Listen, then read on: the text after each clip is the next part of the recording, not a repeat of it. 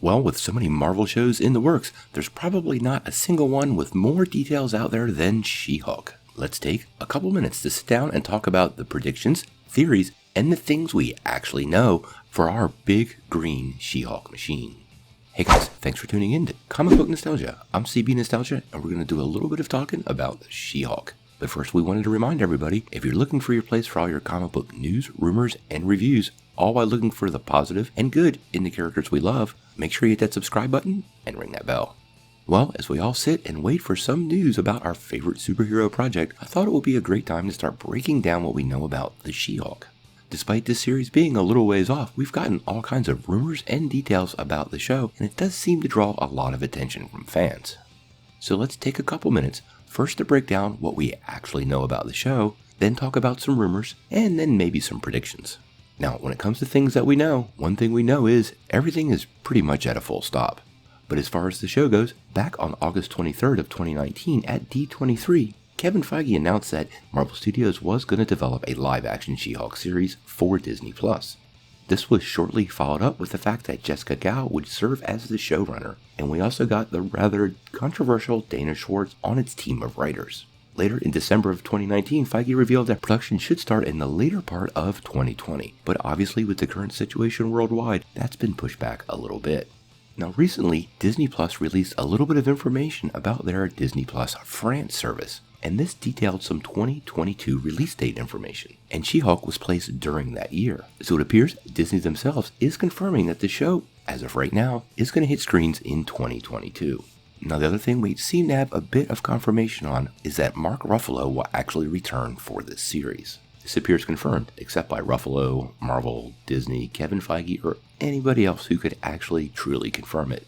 But, they like to keep their cards close to the chest. Although, to be totally fair, several trades and other news outlets have reported that Mark Ruffalo has signed for the role, so put that on your scale of thought. Now let's be really clear, if you want my opinion, I do think he's actually going to be in the show. And to make it work, you really don't need him a whole lot. Quite honestly, in the original She-Hulk comic, he's not in it that much, and in the latter series, the Sensational She-Hulk, he's only in it one panel. So everybody really shouldn't get too hung up on Mark Ruffalo. As we drift into rumors, one of the rumors that's been going around for a little while about the show is what they're looking for in a casting.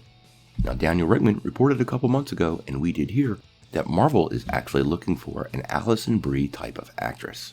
As has been repeated many times, this doesn't mean they're actually looking at Alison Brie, but I guess if you're looking for that type of actress, you probably should give them a call. The Sensational She-Hulk series did see a different version of the She-Hulk, at least physically. Now that version of the She-Hulk was not huge. Yes, she was well muscled, but she wasn't the giant female version of the Hulk that we're currently seeing in the comics. But in this series, she's more or less a green, although slightly larger female human. Now, one of the problems I see with casting an actress to actually play the character in makeup is size. A couple people have suggested to do a classic Lou Ferrigno, but I really don't think this will work. First off, many actresses are much smaller than they appear on screen. For example, Alison Brie is only 5'3". This could be a little difficult to make her persona feel much more physically, and to me this leads to a whole series of other problems. Now, if you hop on Google and look, there are not very many 6 foot or taller actresses in Hollywood, and even fewer that are actually proven actresses. Gina Carrero often comes up as a list of potential actresses for this show, but I just don't think she works out very well. Not to say I wouldn't watch it if they cast her. There are several other actresses, but many of them just don't have the look. And actually, as you get a little taller, a new logistical problem starts to form. Taller people tend to look much thinner, narrowing the field even more.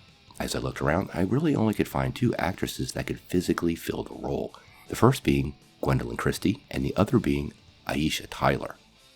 Now Christie is 6'3", and Marvel already seems to love those Game of Thrones actors. But can she do comedy?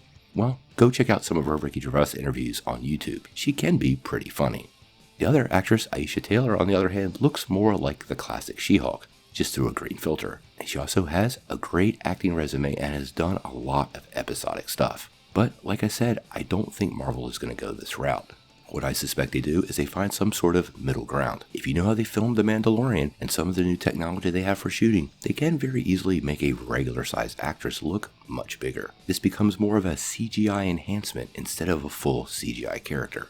Much cheaper and much easier to work with. Remember, they made Chris Hemsworth's muscles smaller in Thor Ragnarok. casting of an Alison Brie type for the role of Jennifer Waters, and Marvel may be, as we mentioned, taking their inspiration from the sensational She-Hulk series, especially when it involves the lead. This kind of makes sense because Jessica Gao has a background in comedy. She worked on Rick and Morty.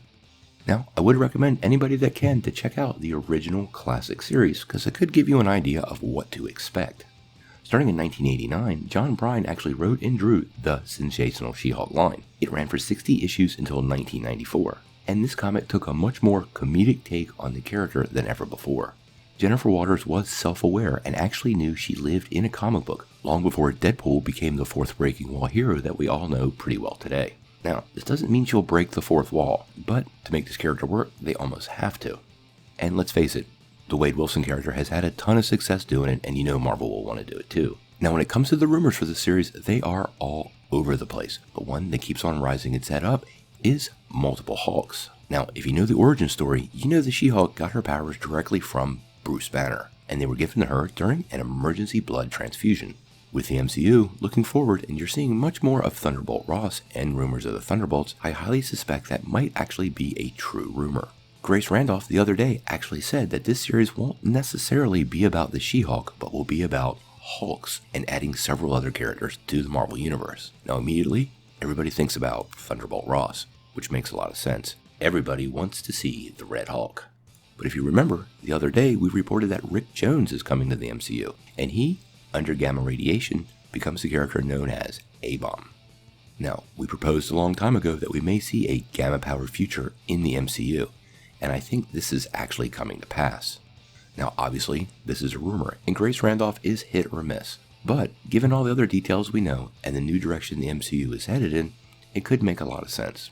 Now, it's really hard to tell where this series is going to go, but this can't be understated. There probably isn't another hero in the Marvel Universe who is a member of more teams than the She-Hulk. The Fantastic Four, the Avengers, the Lady Liberators, A-Force, I mean the list goes on and on and on. Making sure they get this character right is going to be key for Kevin Feige and the team over at Marvel. The future of the MCU, or at least a big part of it, is going to be built around a series of gamma-influenced characters. We talked about this in our previous post, but now that Marvel has a way to sidestep the rights to Universal, or at least the Universal solo movies, which are typically used for origin films, Marvel can now create a full roster of gamma-infused heroes, from She-Hulk, Red She-Hulk, to multiple versions of the Red Hulk, A-Bomb, and many other characters. This, I do believe, is one of the future paths for the MCU.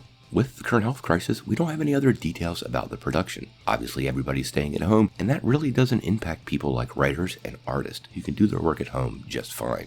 This leaves me hopeful we'll get more details about the show really soon, and it really won't hit too much of a delay. I suspect if the show is delayed, it's going to be delayed more based on what's going on with the movies and how this series needs to align with and set up Marvel films, not so much the time frame needed to get the show done itself. Heck, it is very possible they film the show out of order and then just release it when it's the proper time.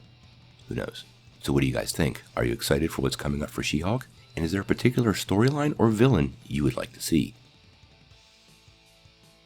Make sure you sound off in the comments below. If you like this video, make sure you press like, click subscribe, and if you don't ring that bell, you won't get any updates. Peace.